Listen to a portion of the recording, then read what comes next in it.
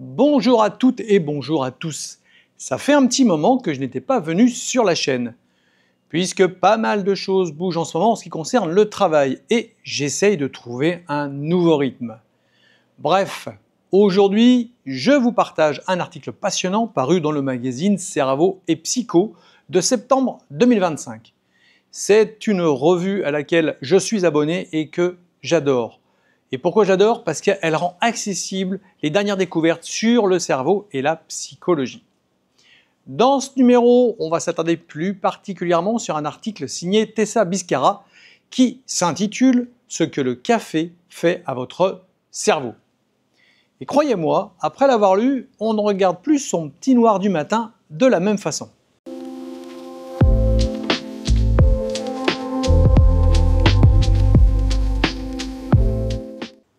On va donc décortiquer comment les molécules du café agissent dans notre corps et à commencer par l'effet de boost immédiat. Je ne sais pas pour vous, mais il m'est impossible de démarrer ma journée tant que je n'ai pas bu ma première tasse de café. Effectivement, on sait aujourd'hui que la caféine, composante principale de cette boisson, passe dans le sang et atteint directement le cerveau en moins d'1 heure. Elle bloque les récepteurs de l'adénosine, cette molécule qui nous donne la sensation de fatigue au fil de la journée. Résultat, vigilance, énergie, meilleure mémoire de travail et temps de réaction plus rapide. C'est ce qui explique pourquoi une tasse de café peut sauver un conducteur somnolent ou booster un sportif avant l'effort. On va aussi parler de son action sur les effets cognitifs et physiques. Le café améliore les fonctions exécutives. Concentration, mémoire de travail, capacité à résoudre des problèmes. Des IRM ont même montré que le café renforce la communication entre les zones frontales et pariétales du cerveau, celles liées à l'intelligence et au discernement. Pour ce qui est du corps, la caféine améliore les contractions musculaires et donc l'endurance. Évidemment, comme toute substance active, le café a ses limites, voire même ses risques. Trop de café engendre palpitations, nervosité et troubles du sommeil. Le fameux petit café du soir qui provoque chez beaucoup d'entre nous des difficultés d'endormissement. Une consommation excessive peut activer le circuit de la dopamine que vous connaissez bien maintenant, le plaisir, la récompense, ce qui explique pourquoi certains d'entre nous tombent dans une forme de dépendance légère. Et quand la consommation devient trop importante, ça peut déboucher sur un cercle vicieux.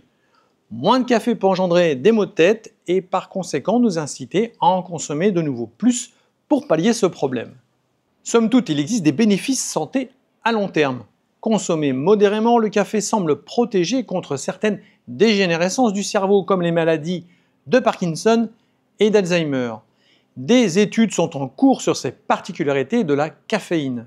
Chez les buveurs réguliers, on observe moins de déclin cognitif et un risque réduit de dépression. Mais attention, au-delà de 400 mg de café par jour, ce qui correspond à environ 4 grandes tasses, les effets négatifs reprennent le dessus. Il existe également des cas particuliers où il faut être plus attentif à sa consommation. Et on va parler de la femme enceinte. Mesdames, au-delà de 2 tasses par jour, il y a un risque de retard de croissance du fœtus. Autre cas, mais beaucoup moins grave, comme je l'ai dit tout à l'heure, la consommation tardive, fin de journée ou le soir. Et tout ça, ça s'explique par le fait que la caféine met 4 à 6 heures à s'éliminer complètement de notre corps.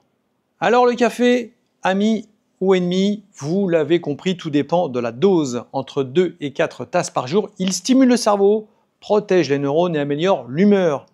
Mais au-delà, votre cœur, votre sommeil et votre sérénité risquent de ne pas vous dire merci. Alors, la prochaine fois que vous tendez la main vers la cafetière, souvenez-vous, c'est comme pour tout, c'est la mesure qui fait la différence. Et si comme moi vous êtes curieux de santé mentale, sachez que le dossier principal de ce numéro de Cerveau et Psycho porte sur le trouble bipolaire dont j'ai déjà parlé dans une vidéo. Un sujet passionnant que je vous encourage vivement à découvrir. Merci une nouvelle fois de m'avoir regardé et écouté, partagé, liké et à bientôt pour une nouvelle vidéo.